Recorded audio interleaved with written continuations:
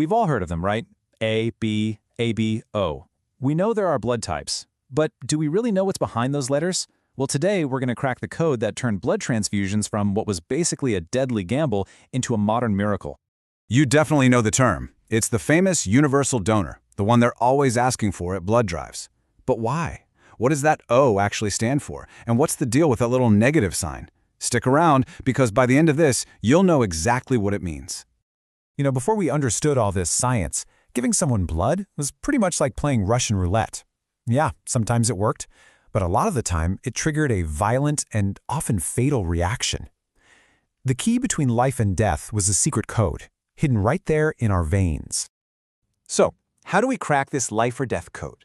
Well, the secret isn't found deep inside our blood, but actually right on the very surface of our red blood cells.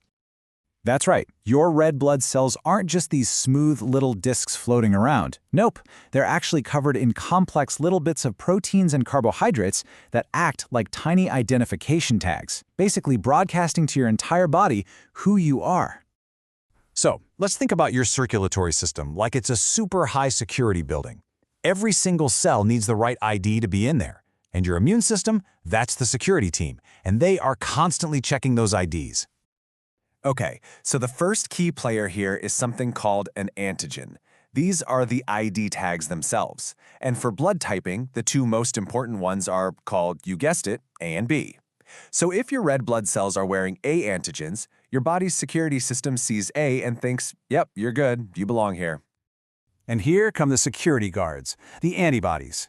These guys are proteins that just float around in your plasma, and their one and only job is to find and neutralize any cells that have the wrong ID tags, any foreign antigens. And believe me, they are incredibly specific about their job.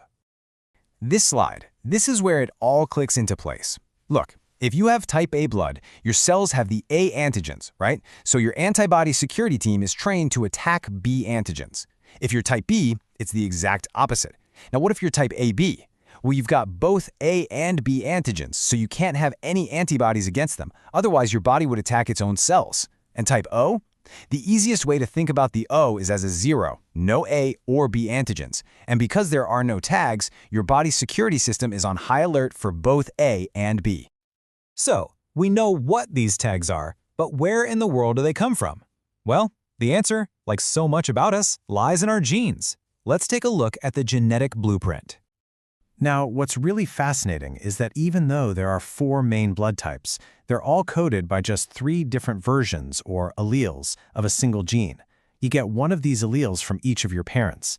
The IA allele gives the instructions to make the A antigen, the IB allele makes the B antigen, and that little lowercase I allele, it basically gives no instructions at all, resulting in no antigen.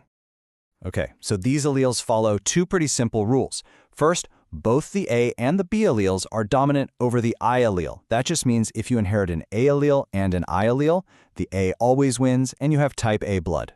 Simple enough. But second, A and B are co-dominant with each other. So if you inherit both an A and a B, neither one wins, they both show up. They're both expressed equally. And this chart right here just brilliantly shows how your genetic code, your genotype, determines what your actual blood type is, your phenotype. So notice that inheriting an A allele from just one parent is enough to give you type A blood. But to have type O blood, you have to inherit that recessive little I allele from both of your parents. All right, now that we've got the biology and the genetics down, let's go back and apply it to that life or death situation from the beginning, blood transfusions. So, what would actually happen if you gave type A blood to a patient with type B blood? Well, the patient's anti-A security guards would immediately attack those foreign A antigens.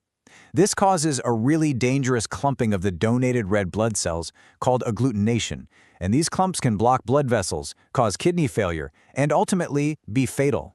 This is exactly why matching blood types is so critical.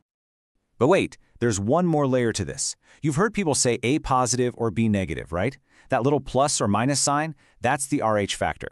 It's just another antigen, technically called the D antigen.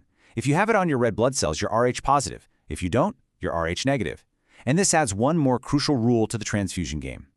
And all of these rules, the A, the B, and the Rh factor, come together to create 2 very special players. O-negative blood has no A, no B, and no Rh antigens. It's like a stealth cell. It can be given to anyone without triggering their immune system's alarms. And that is what makes it the universal donor. And on the flip side, AB positive? Well, with all three antigens present, their bodies don't make any of the corresponding antibodies to attack donated blood, which makes them the universal recipient.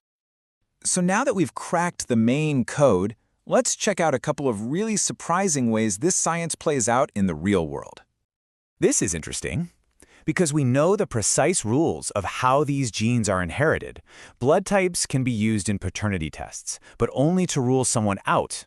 For instance, a man with type AB blood cannot possibly pass on a recessive I allele, so he could never be the father of a type O child. But just because his blood type means he could be the father doesn't mean he is. I mean, millions of other men would also be a potential match. We all pretty much think of our blood type as one of the most permanent things about us, right? It's determined at conception and it's fixed for life. But what if I told you that's not always true? In the very rare and specific case of a bone marrow transplant, something truly amazing happens. See, your bone marrow is where your body actually produces new blood cells. So, if you receive a transplant from, let's say, a type A donor, your body will eventually stop making your original blood type and will start producing type A blood cells instead. Your blood type literally converts to that of the donor. How wild is that? So, from simple little ID tags on a cell to the complex laws of genetics and the high-stakes rules of medicine, our blood type is this fundamental part of who we are. It really makes you wonder, if there's this much information packed into just a few antigens, what other stories, what other secrets are just waiting to be discovered? Hidden in plain sight, flowing right through our veins.